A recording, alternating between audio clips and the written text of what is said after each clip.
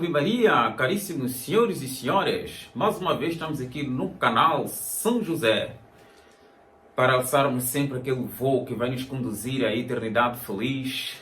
Este canal é destinado para lhe ajudar a subir os degraus para alcançar as alturas máximas, ou seja, aquele pináculo que chama-se a felicidade celeste. Mas, por sermos humanos, precisamos de bases, ou seja, pista para alçar o voo, decolar o nosso pensamento. Vamos tomar a Sagrada Escritura como a nossa pista. São Jerônimo, tradutora da Bíblia para uma só língua, latim, diz: quem reza fala com Deus, quem lê a Sagrada Escritura ouve a Deus falar no seu interior. Comecemos, portanto, por contemplar a Epístola do Apóstolo São Paulo aos Filipenses, no seu capítulo 3, versículo 20. Mas a nossa morada está nos céus, de onde também nós esperamos encontrar Jesus Cristo, Senhor. Portanto, nós nascemos para o alto, onde seremos eternamente felizes. Estamos aqui na terra de passagem, devendo fazer o que diz São Paulo na sua Epístola aos Colossenses, capítulo 3, versículo 1. Portanto, se já ressuscitastes com Cristo, deveis buscar as coisas do alto, onde está Jesus Cristo sentado à direita do Padre Eterno. Sua Santidade Bento XVI, na sua encíclica A Esperança Cristã, num dos capítulos diz o seguinte: num capítulo dos ritos antigos do batismo, os pais e padrinhos da criança iam para junto do sacerdote a fim de pedir o batismo. O sacerdote perguntava aos pais e aos padrinhos: para que ides batizar esta criança? Os pais e padrinhos respondiam: para dar-lhes a vida eterna. Ouçamos, portanto, o que diz a doutrina católica no catecismo a respeito do santo batismo. O batismo é o fundamento de toda a vida cristã, o pórtico da vida no espírito, vita spiritualis annua. Ou seja, o batismo é aquele sacramento que nos abre as portas do céu.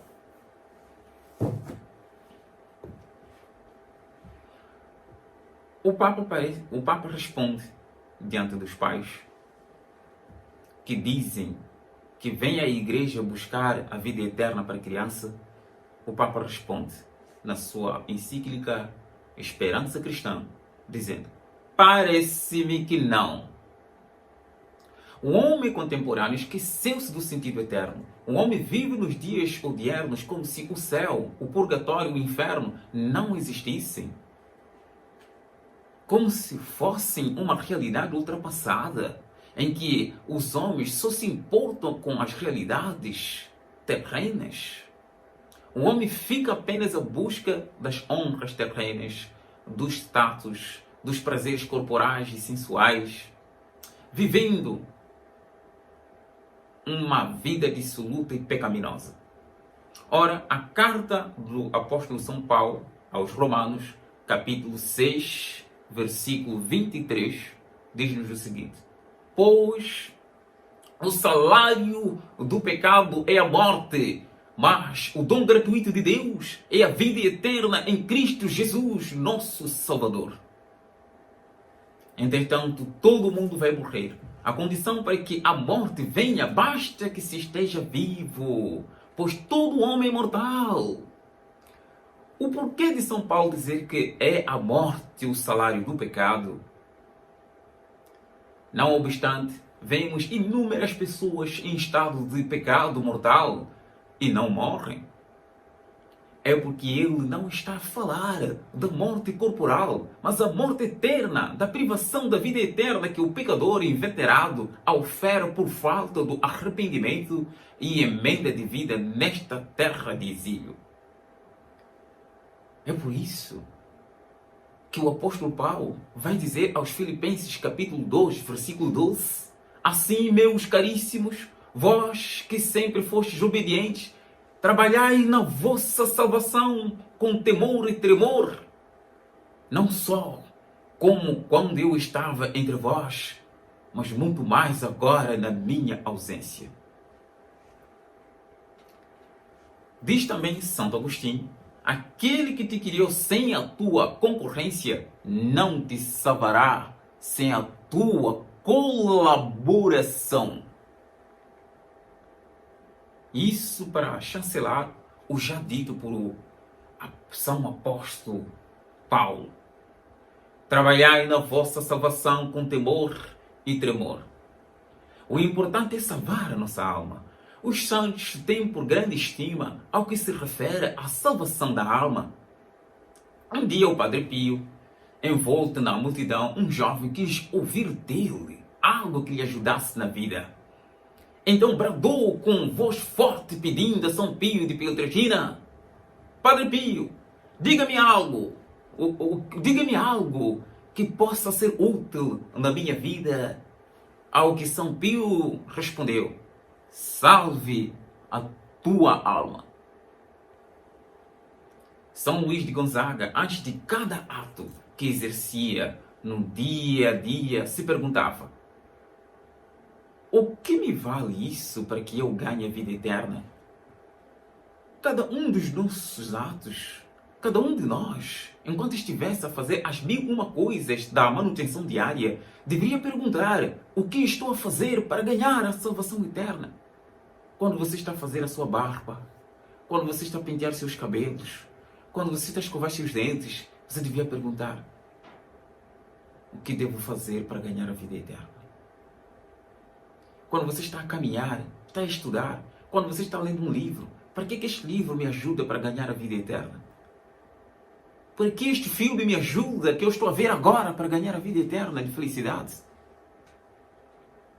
Para que esta novela vai me auxiliar para eu ganhar a vida eterna?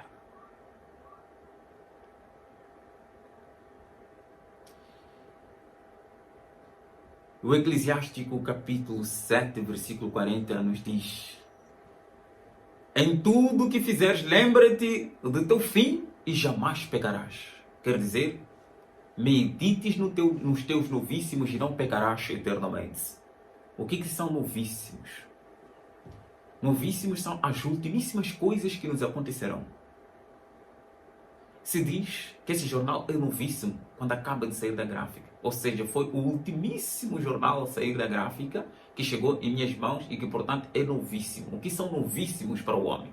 Os novíssimos do homem são morte, julgamento, paraíso ou inferno. Nós moraremos, seremos julgados num fórum particular. E se formos encontrados fora da graça de Deus, na inimizade com Deus, não entraremos no reino dos céus. Pois a beatitude é o privilégio dos santos, ou ao menos dos que, apesar de pecadores, tenham se arrependido e se reconciliado com Deus através da confissão. Ouçamos o que o Catecismo da Igreja vai nos dizer a respeito da confissão. Aqueles que se aproximam do sacramento da confissão obtêm a misericórdia de Deus, o perdão da ofensa a ele feita e ao mesmo tempo são reconciliados com a Igreja que tinham ferido com o seu pecado, a qual, pela caridade, exemplo e oração, trabalha pela sua conversão. O Catecismo nos mostra que a confissão sacramental nos reconcilia com Deus, com a Igreja. Quando alguém peca mortalmente, ou seja, fere um dos 10 mandamentos da lei de Deus, de livre e espontânea vontade, consciência voluntária, esse incorre na inimizade com Deus. Quando ele se confessa, na hora em que o Padre absolve: eu te absolvo dos teus pecados, em nome do Pai, do Filho e do Espírito Santo, misteriosamente, misticamente, dos dedos do Padre caem sangue sobre o penitente e o purificam, o lavam instantaneamente. E como diz Santo Agostinho, quando o nosso processo dos crimes que nós cometemos é apresentado a Deus, e não no ato da confissão, o sangue de Jesus cai sobre o processo E Deus Pai, quando olha para o processo, não vê mais nada escrito sobre ele a nosso respeito. Antes, pelo contrário, vê vermelho, sangue de Jesus Cristo. E Ele que ama tanto ao precioso sangue do seu amadíssimo Filho, encontra os nossos pecados ali justificados. Portanto, nada melhor que examinar a consciência e procurar limpar a alma sempre pelo sacramento dos mortos, a confissão, que me vai devolver a vida e a amizade com o meu autor, que me criou, o meu Deus. Santo Afonso diz que 90% das pessoas que vão para o inferno são aquelas que cometem pecados de imoralidade e sensualidade. Nossa Senhora em Fátima, em 1917, ao dirigir seus 3 pastorinhos, disse com lágrimas sulcando o seu rosto virginal, com tanta dor e tristeza: muitas almas vão para o inferno por causa do pecado da imoralidade e sensualidade.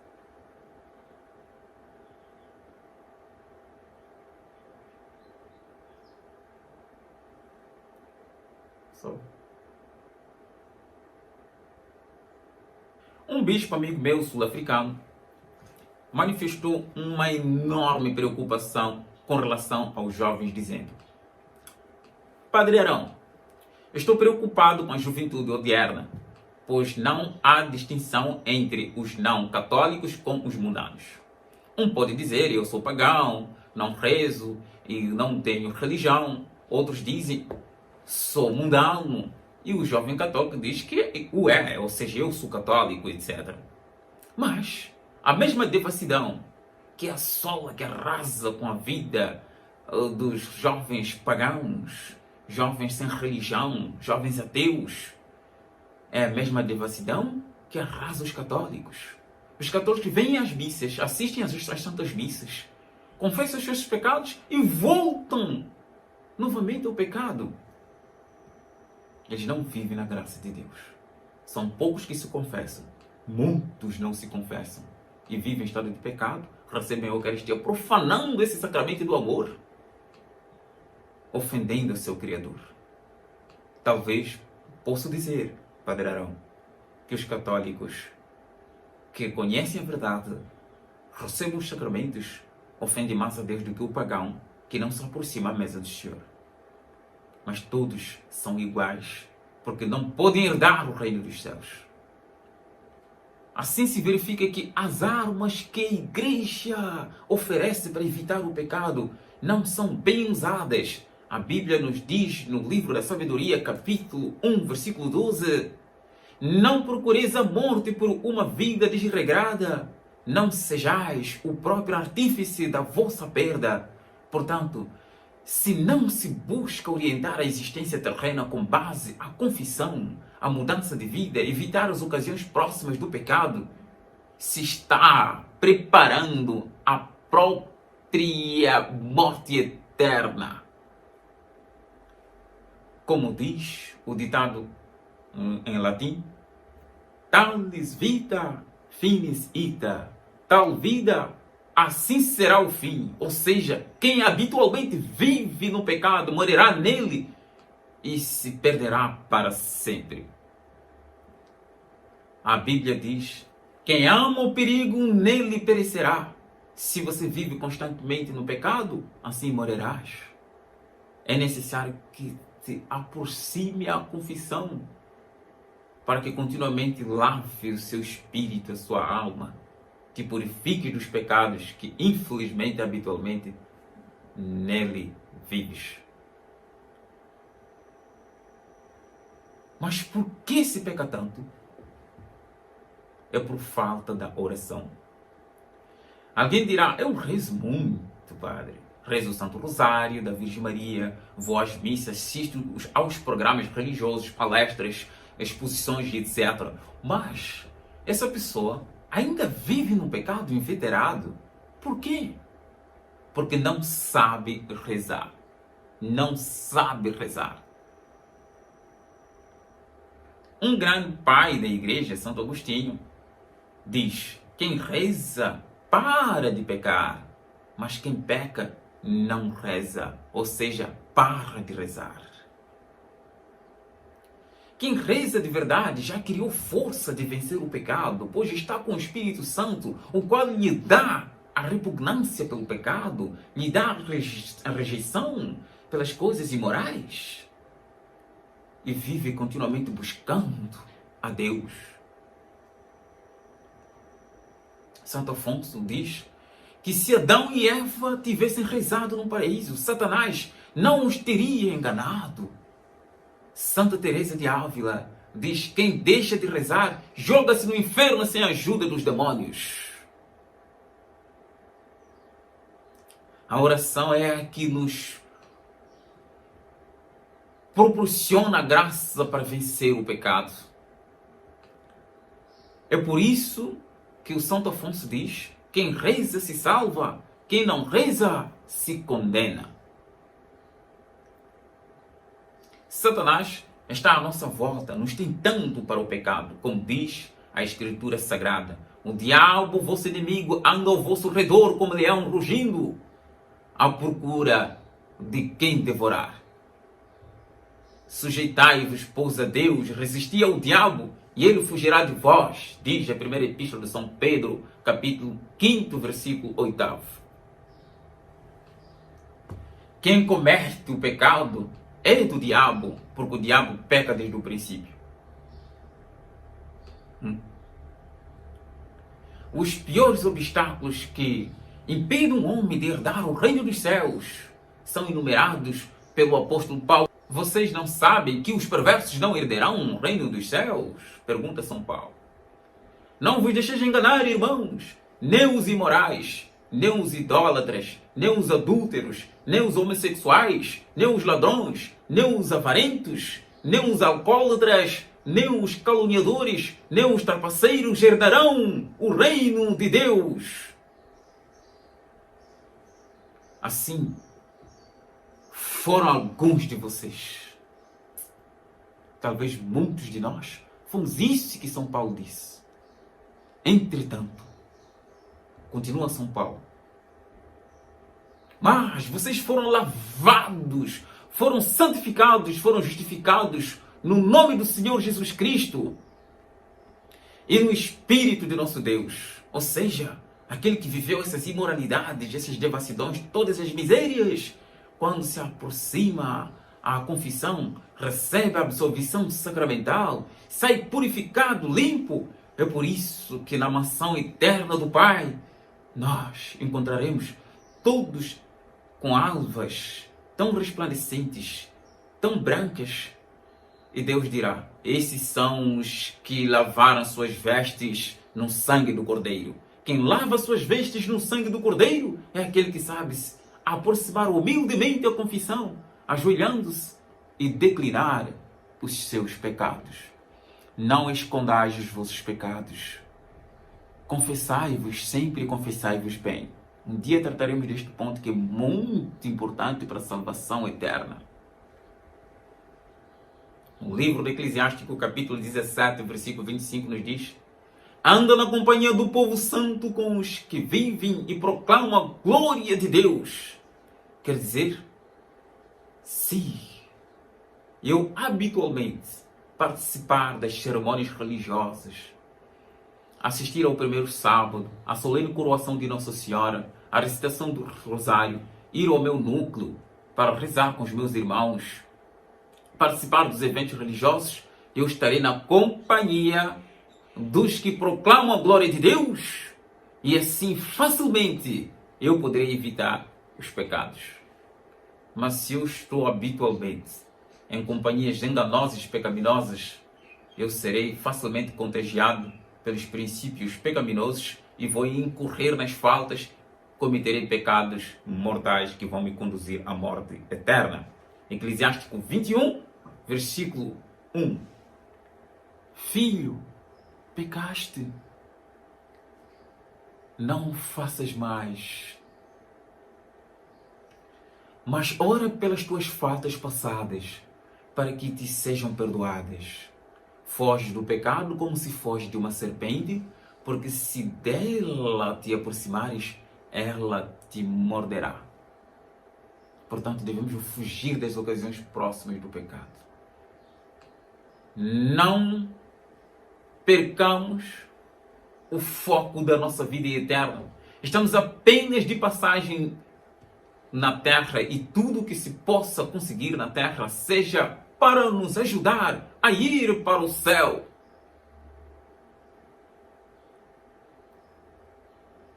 Nosso Pai, nosso Senhor Jesus Cristo, diz no Evangelho de São Mateus, capítulo 11, versículo 12. Desde os dias de João Batista até agora, o reino dos céus sofre violência, e é só os que se esforçam apoderam-se dele.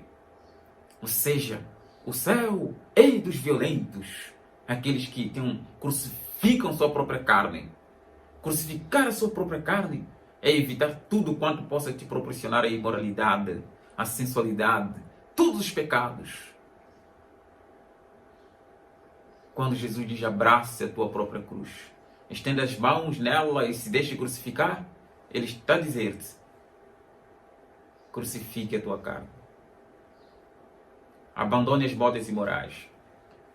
Abandone a sensualidade, o adultério, a fornicação, a mentira. Todas essas impurezas que estão no nosso interior devem sair de você, para dar chances para que o Espírito Santo possa habitar a sua alma e te proporcionar a vida eterna. Os que se esforçam para ganhar a vida eterna, nela entrarão. Quando se faz uma pergunta diante de uma plateia: quem deseja alcançar o reino dos céus? Toda a multidão responde em uníssono: eu quero. Depois a gente pergunta: o que você sabe sobre o céu? Quantos livros já leu sobre o céu? De que você já participou? Já participou numa palestra sobre o céu? O auditório fica gelado. Ninguém se pronuncia, pois, é claro, quase ninguém fala sobre essas verdades eternas. Há pessoas que acham que a vida terrena é o maior bem que nós temos. Isso é um absurdo tremendo, pois o que existe de mais importante é a vida com Deus, a vida eterna. É por isso que tantos santos e mártires desprezaram esta vida terrena.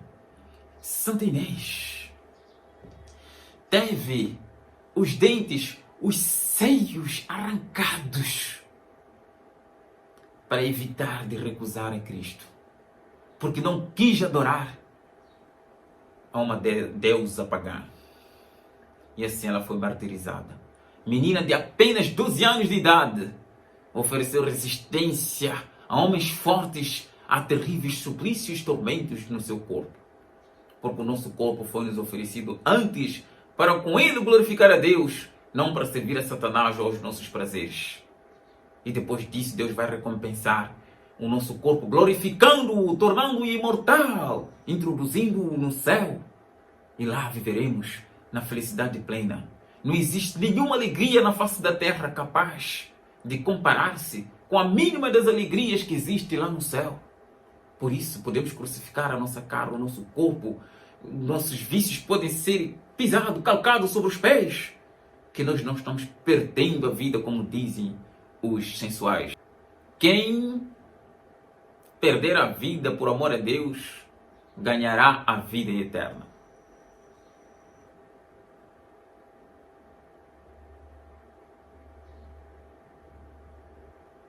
Os santos